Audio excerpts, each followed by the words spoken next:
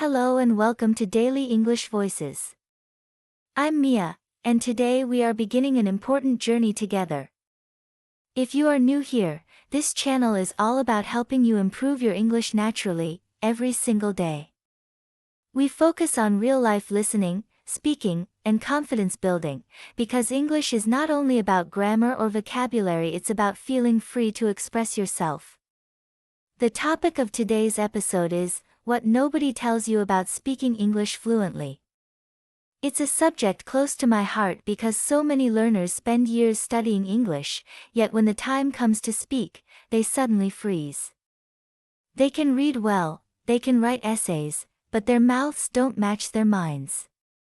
Have you ever felt like that? If so, you are not alone.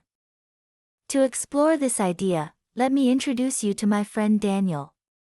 Daniel moved to London 3 years ago full of excitement. He had studied English for a long time in his home country and believed he was ready. Reading was easy for him. Writing? No problem. Grammar rules? He could explain them to anyone. But speaking fluently was an entirely different challenge. When he tried to talk, he often hesitated. He paused in the middle of sentences, searching for words that seemed to vanish. Sometimes he pronounced words incorrectly, and his meaning became unclear. At social events, he avoided long conversations because he feared embarrassing himself. Slowly, Daniel realized that the English he had learned in books was not enough for real-life situations. And that's where his real story of fluency began, not in grammar books, but in the daily struggle to find his voice in English. Daniel's turning point came during a simple coffee break with his colleague Sarah. As they chatted, Daniel noticed something surprising. Sarah didn't use perfect grammar all the time. She sometimes repeated herself or used very simple vocabulary. But she spoke with confidence, and her words flowed smoothly. What made the difference? She wasn't afraid of making mistakes. She focused on sharing ideas, not on speaking flawlessly. That moment was powerful for Daniel. He realized that fluency doesn't come from perfection, it comes from courage. If you wait until every sentence is perfect, you may never open your mouth. But when you dare to speak, even imperfectly, you begin to build real fluency. From that day forward, Daniel promised himself to focus on courage and connection, not on perfection. He started with very small steps. At first, he only greeted his neighbors, "Good morning. How are you?" Then he added short comments about the weather or about daily routines. These moments felt tiny, but they gave him practice in real conversations. Every smile, every short exchange, was proof that he could communicate. Little by little, he felt less nervous. Another breakthrough came when Daniel stopped translating from his native language into English. Before, every sentence in his head had to be converted word by word, which made him slow and uncertain. So he tried a new habit, thinking in English. He began narrating his daily life silently. "I'm boiling water. I'm walking to the bus stop. The sky looks cloudy today." At first it felt unnatural, but after weeks of practice, English sentences started forming in his mind automatically. This habit gave Daniel freedom. Instead of struggling to translate, he could finally speak more naturally, directly, and with growing confidence. Not long after Daniel began thinking in English, his manager asked him to give a short presentation at work. At first, he panicked. His mind screamed, "What if I make mistakes? What if my pronunciation sounds strange?" But then he remembered his new rule: fluency is about communication, not perfection. So he decided to keep things simple. Instead of using complicated sentences, he told a short story about how the project would help the team. He used his hands to explain, paused when needed, and spoke clearly. To his surprise, everyone understood him perfectly, and some colleagues even complimented his presentation. That moment taught him another secret: storytelling makes your English sound more natural and engaging. People don't remember perfect grammar, they remember stories. At the same time, Daniel started to listen differently. Before, he only listened for words and meanings. But now he focused on rhythm, intonation, and expressions. He noticed how native speakers stretched important words: "I really love this idea," or "that makes sense." He also observed how they used pauses to give listeners time. One evening, Daniel listened to a podcast about healthy living. Instead of just understanding the topic, he tried to copy the rhythm, almost like imitating music. He repeated sentences aloud, mimicked the tone, and practiced stressing the same words. Day by day, his English began to flow more smoothly. This was another hidden truth: fluency is not only about vocabulary, it's also about rhythm. Just like music has a beat, English has its own melody. When you learn to follow that melody, your speech becomes clearer, smoother, and much more fluent. Daniel soon discovered another reality that most learners don't want to hear: fluency takes time. It doesn't arrive suddenly, like a gift after a few lessons. It grows slowly, like a plant that needs water, sunlight, and patience. In his first year in London, Daniel sometimes felt discouraged. He studied every day, he practiced speaking, yet he still hesitated in conversations. He wondered, am I wasting my time? Why is progress so slow? But then he realized something important. Language progress is often invisible in the short term. You don't see results every single day, but if you continue consistently, you notice changes after weeks and months. One day, Daniel caught himself speaking with a neighbor for 10 minutes without stopping. Another time, he explained a technical problem at work without preparing first. These moments proved that small, daily effort was working quietly inside him. Daniel built a routine of short, regular practices. Even 10 minutes a day made a difference. He greeted the shopkeeper. He recorded a short voice note about his morning. He described what he was cooking out loud. He read one article and summarized it to his husband. None of these tasks felt huge, but together they created steady progress. He also pushed himself to practice in real-life situations, not only in books or apps. One Saturday, he joined a local cooking class. At first, he felt nervous because everything, the instructions, the jokes, the small talk, was in English. But as he chopped vegetables, he chatted with another participant named Emily. They laughed about recipes and shared weekend plans. By the end of the class, Daniel realized he had spoken English naturally for nearly an hour. That day taught him another truth: real-life activities are the best classroom.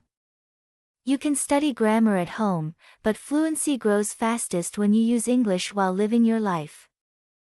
As Daniel gained more practice in daily life, he discovered that curiosity could be a secret weapon for fluency. At work, whenever his manager, Mr. Thompson, used a technical word Daniel didn't understand, his old habit was to stay silent and hope the meeting moved on. But one day he decided to ask, "Could you explain what that means?" To his surprise, his colleagues didn't judge him. Instead, they respected his interest. He not only learned a new word but also kept the conversation alive. That moment showed him that asking questions is not a weakness, it's a sign of engagement. Curiosity opens doors to new vocabulary and creates longer, richer conversations. Still, embarrassment was a constant companion. Once, Daniel tried to tell a joke in English. He mispronounced a few words, and the punchline came out wrong. Everyone looked puzzled, and his face turned red. But then something unexpected happened. His colleagues laughed anyway, not at him, but because the situation itself was funny and relatable. Daniel realized that fluency is not about telling the perfect joke or delivering flawless sentences. It's about connection. People want to share moments, not grade your grammar. Another technique Daniel adopted was retelling conversations. After chatting with his neighbor or finishing a work meeting, he would repeat the story to himself in English. For example, yesterday, I helped my neighbor fix her garden gate. It was tricky, but we managed together. Retelling helped him notice missing vocabulary, polish sentence structures, and strengthen memory. Sometimes, he even told the same story to his husband, adding more details each time. Slowly, his speech became smoother because he had practiced describing familiar events in different ways. Through curiosity, by embracing embarrassment, and by retelling daily experiences, Daniel discovered that fluency doesn't come from avoiding mistakes. It comes from turning every moment, questions, laughter, even errors into practice. Over time, Daniel began to realize that English is not just one voice. At first, he could only understand the British accent around him in London. But then he joined an online discussion group with participants from Canada, Australia, and India. At first, he felt lost. The different accents, the varied speeds, and the unfamiliar intonation patterns made him nervous. He thought, maybe I'll never understand them. But instead of giving up, he listened carefully, repeated short phrases, and tried to mimic their rhythm. Slowly, his ear adjusted.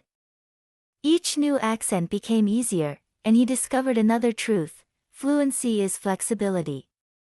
It's not about mastering one accent, it's about adapting to many voices. Daniel also discovered the silent helper of communication, body language. At first, he worried that only his words mattered. But then he noticed how much native speakers used gestures, facial expressions, and tone of voice. So he experimented. While telling a story, he raised his eyebrows, smiled, or moved his hands to show size and shape. To his surprise, people understood him better and seemed more engaged. He realized that communication is not just sound, it's expression. The hidden truth here is simple: fluency is more than words. It's the ability to connect across accents, to use simple language clearly, and to let your body support your voice. Another important stage in Daniel's journey came when he started reading aloud. At first, he chose short news articles or simple stories. He didn't read to memorize vocabulary. Instead, he focused on the rhythm of the sentences, the flow of the words, and how his mouth formed each sound. This daily exercise trained his speaking muscles, just like exercise trains the body. After a few weeks, he noticed that sentences began to come out more smoothly in real conversations, because his brain and tongue had already practiced moving together. Then Daniel discovered shadowing, a technique that changed his fluency dramatically. He would play a short podcast or interview, pause after each sentence, and repeat it exactly with the same intonation and stress. At first, it felt mechanical and awkward. But slowly, his voice began to copy the rhythm of native speakers. He could hear himself sounding more natural, almost as if the language belonged to him. Shadowing gave him a model to follow and built confidence that textbooks could never provide. The third tool Daniel embraced was feedback. In the past, he avoided corrections because they made him feel embarrassed. But once he changed his mindset, he began asking colleagues and his husband to point out mistakes. Instead of feeling judged, he treated feedback as free lessons. Sometimes the corrections were small, like a missing S, but over time, these small adjustments improved his accuracy without stopping his fluency. These three practices, reading aloud, shadowing, and seeking feedback, taught him that fluency is built step by step. It is not about avoiding mistakes, but about training your mouth, copying natural rhythm, and learning from every correction with courage. As Daniel grew more confident, he realized that fluency also means flexibility. English isn't spoken in the same way everywhere. At work, he needed to sound formal and professional. At home, chatting with his husband, he spoke casually. With strangers, he used a neutral, polite style. To practice, Daniel began retelling the same story in different ways. At the office, he might say, "I attended a meeting to discuss project deadlines."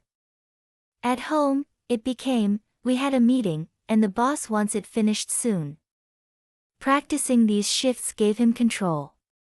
He no longer felt trapped in one voice. Instead, he could adapt his English to any situation. That adaptability is a hidden sign of true fluency. Another discovery was the role of emotions in speech. For a long time, Daniel only described actions, what he did, where he went. But one day he started sharing how he felt. "I was frustrated because my computer crashed," or "I was delighted when my colleague brought me coffee." Adding emotions made his English richer and more alive. People responded more warmly, and conversations became deeper. He learned that fluency is not only about saying what happened, it's about expressing how you feel about it. Finally, Daniel challenged himself by stepping into situations that carried a little pressure. Instead of sending an email, he made phone calls.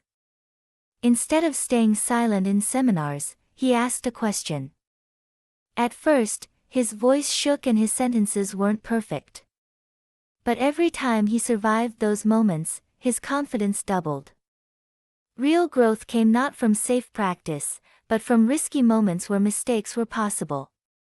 Through switching styles, adding emotions, and speaking under pressure, Daniel discovered another truth: fluency shines brightest when you are brave enough to adapt, to feel, and to face real challenges head-on. One of Daniel's most powerful habits was journaling in English.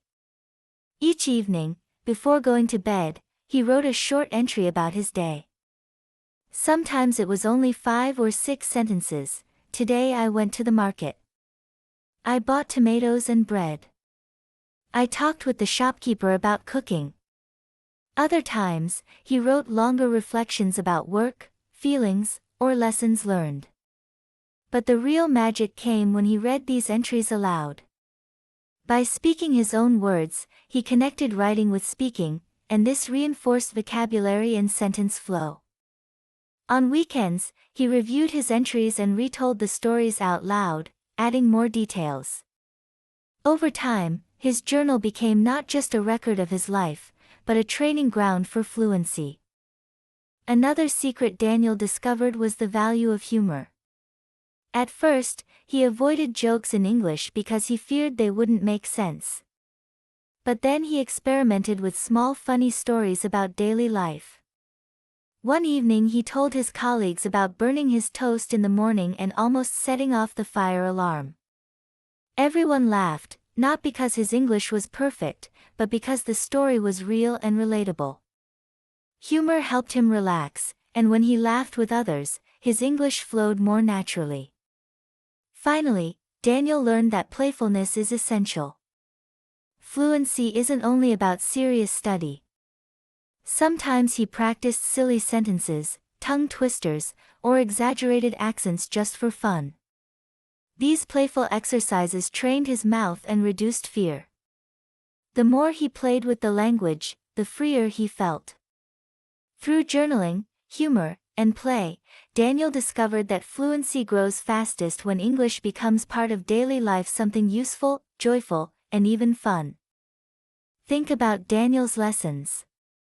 He discovered that storytelling makes your English more engaging. He saw that listening, actively paying attention to rhythm and intonation, helps your speech flow naturally. He learned that consistency is more important than intensity. 10 minutes of daily speaking is more powerful than 2 hours once a week. He also realized that real-life activities like cooking classes, neighborhood chats, or book clubs are the best classrooms. Most importantly, he discovered that laughter, curiosity, and play are as valuable as textbooks. And now, what about you? Maybe you are just beginning your journey, or maybe you've been studying English for years but still feel shy. The truth is, fluency is already within your reach. Every time you say hello to a stranger, every time you narrate your actions, every time you retell a story from your day, you are building fluency step by step. Progress may feel slow, but it is always moving forward. So here is my encouragement for you: start small, but start today. Speak to yourself, speak to your friends, speak to your colleagues. Ask questions. Tell stories. Laugh at your mistakes. Embrace every conversation as practice. Because every imperfect sentence you speak is a brick in the foundation of your fluency. Thank you for listening to Daily English Voices. If you found today's episode inspiring, don't forget to subscribe and join us every day. Together, we'll keep building your confidence, your courage, and your English fluency.